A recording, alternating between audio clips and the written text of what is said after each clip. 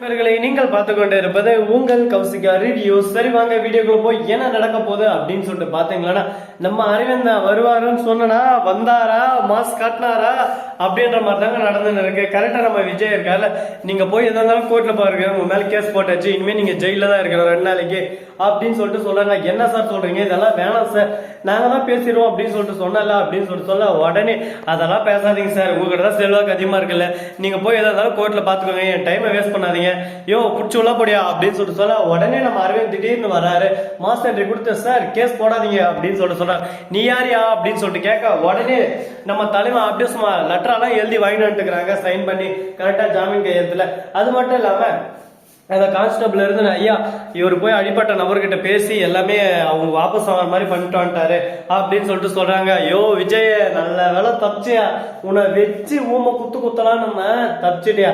எல்லாத்துக்கும் காரணம் யாரு, உன் பக்கம் நின்று இருக்காளே உங்க அக்கா, அவ பேசின பேச்சியா, ஏதோ காசு தான் அந்த உலகத்துல எல்லாமே, காசா வச்சா எல்லாமே உழுன்ற மாதிரி திமுறா பேசின, அதுக்கோசரமே உன்னை புழிஞ்சு எடுத்துப்பேன், மிஸ் ஆயிட்டா அப்படின்னு சொல்லிட்டு மைண்ட் வாஷ் நினைச்சுன்னு உடனே அரவிந்த பார்த்துட்டு சரி சரி கூட்டின்னு போ அப்படின்னு சொல்லிட்டு சொல்றாங்க. உடனே பாக்கணுமே நம்ம மல்லி இருந்து அரவிந்த் கையெடுத்து கும்பிடுறாங்க. அரவிந்த் நீங்க மட்டும் இல்லைன்னா இந்நேரம் என்ன ஆகிக்கும் தெரியுமா விஜயோட நிலைமை, நீங்க கடவுள் மாதிரி வந்தீங்க, உங்களுக்கு எப்படி நன்றி கடன் செலுத்த போறேன்னு சொல்லிட்டு தெரியல. இந்த மாதிரி ஒரு நல்ல மனசனுக்கு நல்லது பண்ணதான் நான் நினைச்சுக்கிறேன். அந்த மாதிரி எனக்கு நல்லது பண்ண வாய்ப்பு கிடைச்சி நான் ரொம்ப சந்தோஷப்படுறேன். உங்களை நான் பார்த்தேன், இந்த மாதிரி ஸ்டேஷனுக்கு வந்தது எல்லாமே அங்க தெரிஞ்சு உடனே நான் அந்த அடிப்பட்ட நபரை நான் தான் கூட்டிட்டு போனேன். கூட்டிட்டு போயிட்டு அவர்கிட்ட பேசி இந்த மாதிரி எதுவும் வேணாம் அப்படின்னு சொல்லிட்டு நான் உங்களை பத்தி எக்ஸ்பிளைன் பண்ணி அவர்கிட்ட இருந்து சைன் எல்லாம் வாங்கிட்டு வந்தேன். நீங்க எதுக்கும் கவலைப்படாதீங்க, இனிமே உங்களுக்கு எந்த பிரச்சனை இல்லை, அது யாரு என்ன அவரை நான் நேரில் மீட் பண்ணி அவருக்கு தேவையான சன்மானத்தை நான் வழங்கணும். ஏன்னா என்னாலதான் அவளோட பொருளாதார நெருக்கடி எல்லாத்துலயும் மாட்டும் முடிப்பாரு. எப்படி இருந்தாலும் உடம்பு சரியில்லை, கொஞ்ச நாளைக்கு ஹாஸ்பிட்டலே தான் இருந்தாகணும், அதுக்கான செலவு, வேலைக்கு போறதுக்கான செலவு எல்லாமே நான் கொடுத்தாதான் கரெக்டா இருக்கும் அப்படின்னு சொல்லிட்டு விஜய் சொல்றாரு.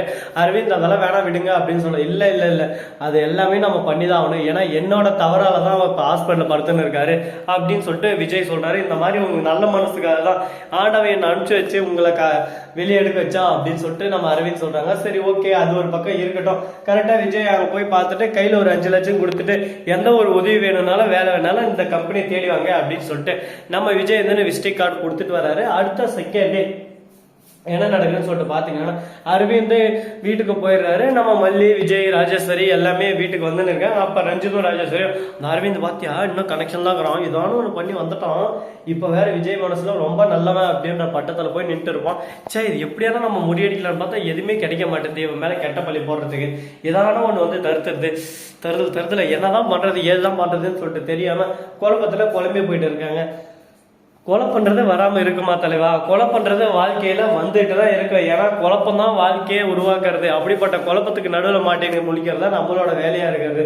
சரி இந்த மாதிரி எல்லாம் ஒரு பக்கம் பிரச்சனைகள் போயிட்டு இருக்கும்போது மறுபக்கம் என்ன நடக்குதுன்னு சொல்லிட்டு பாத்தீங்கன்னா நம்ம வெண்பா இருக்காங்கல்ல, அவங்க வந்து காத்திருந்து காத்திருந்து காலங்கள் போனதடா டாடா அப்படின்னு சொல்லிட்டு வெயிட் பண்ண இருக்காங்க. அப்படியே அன்னப்பூர்ணி ஒரு பக்கம் எதுக்கு புள்ள இவ்வளவு கஷ்டப்பட்டு இருக்க வெண்பா, எல்லாம் வந்துருவாங்க கொஞ்ச நேரம் வெயிட் பண்ணு அப்படின்னு சொல்லிட்டு சொல்றாங்க. திடீர்னு கார் சவுண்டு அப்படியே சும்மா குட்டு குட்டு குட்டு குட்டு எடுத்தா பாரு ஓட்டம், எங்கேயும் நிக்கலையா அப்படின்ற மாதிரி வெளியே வந்து பார்க்க உடனே டாடா வந்துடுறாங்க, போய் கட்டி பிடிச்சிடறாங்க. என்ன டாடா ஆச்சு, எனக்கு எப்படி எப்படியோ சொன்னாங்க, எனக்கு ரொம்ப பயம் ஆச்சு, எங்க என்னை விட்டு நீங்க போயிருவீங்களேன்னு சொல்லிட்டு எப்படியோ வந்துட்டீங்க அப்படின்னு சொல்லிட்டு சந்தோஷப்படுறாங்க.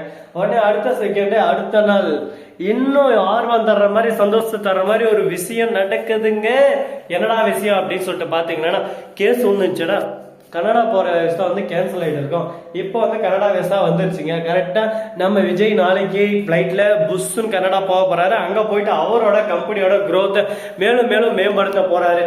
இதுக்கு இவங்க பண்ணிக்கிற ஒரு வேலை இருக்கு, ரகசியம் இருக்கு, ஃபேமிலியோட வரலாம்னு சொல்லிட்டு போட்டு இருக்கு. அது மட்டும் இல்லாம 3 டிக்கெட் அனுப்பிச்சு வச்சிருக்காங்க. நம்ம விஜய்க்கு கல்யாணம் ஆயிட்டு ஒரு குழந்தை இருக்கிறது அவங்களுக்கு நல்லாவே தெரியும். 3 டிக்கெட் அனுப்பிச்சு வச்சிருக்காங்க, மல்லிகையும் பாஸ்போர்ட்டா இருக்கு. இப்ப கிளம்ப போறாங்க 3 பேரும் சந்தோஷமா. நம்ம ராஜேஸ்வரி ரஞ்சிதும் பேன் முடிச்சுன்னு ஒரு பக்கம் என்னடா நடக்குதுங்க, என் தம்பிய கூடவே என்னை விட்டு போயிட்டாடே அப்படின்னு சொல்லிட்டு கதறி கதறி ஆடுறாங்க. அதை பார்க்கும்போது நமக்கே ஒரு பக்கம் என்னடா இந்த அளவுக்கு ஒரு பக்கம் சென்டிமெண்டா இருக்காங்க. இதெல்லாம் தேராது ரசா தேராது, இந்த அளவுக்கு சென்டிமெண்டெல்லாம் வேலைக்கு ஆகாது அப்படின்ற மாதிரி நாம ஒரு பக்கம் சொல்லி விட்டு தான் ஆகணும். வேற என்ன பண்ற சொல்லுங்க பார்க்கலாம். நமக்கு என்ன தோணுதோ அதை அடிச்சு விட்டு போறதுன்னா நம்மளோட கதை, வசனம், டைரக்ஷன், யுவர் கௌசிகா ரிவ்யூ. சரி வாங்க, அதுக்கு முன்னாடி என்ன நடக்குதுன்னு சொல்லிட்டு பாத்தீங்கன்னா, இவங்க கிளம்புறதுக்கு முன்னாடி நிறைய தடங்கள் எல்லாம் வருது. விஜய் மட்டும் கிளம்பணும், இந்த மல்லி கூட போனா இன்னும் ஆட்ட போடுவா, அங்க போய் எதனா நான் ஒத்துக்க மாட்டேன், நான் ஒத்துக்கவே மாட்டேன் அப்படின்னு சொல்லிட்டு நம்ம ரஜினி சொல்லிருக்கா. அடியே புருஷன் முன்னாடி போறதுக்கு நீ எதுக்கு ஒத்துக்க சொல்லு பார்க்கலாம் அப்படின்ற மாதிரி தான் நம்ம அன்னபூர்ணி ஒரு லுக் விடுறாங்க நம்ம ரஜினியை பார்த்து. ஸோ நண்பர்களே, இந்த வீடியோ பிடிச்சிருந்தா லைக் பண்ணுங்க, கமெண்ட் பண்ணுங்க, ஷேர் பண்ணுங்க, டிங் டிங் பெல்ல தட்டி விட்டு போங்க. அப்பதான் நான் போற அடுத்த வீடியோ உடனுக்குடன் வரும். மிக்க நன்றி, தேங்க்ஸ் ஃபார் வாட்சிங், டாடா, see you, நன்றி, வணக்கம், வந்தனம், வருக தருக.